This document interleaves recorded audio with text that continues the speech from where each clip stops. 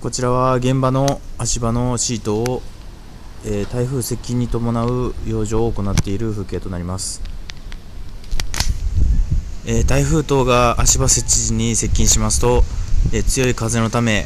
このシートが風を受け足場自体を崩したり、足場自体を揺らす原因となってしまいます。そのためこのように、足場からシートを取ったり、このようにですねシートの一部に巻きつけたりして、台風養生を行います。こうすることで、足場自体が受ける風の影響を軽減し、台風通過時でも現場の足場がちゃんととどまれるように、養生させていただいています。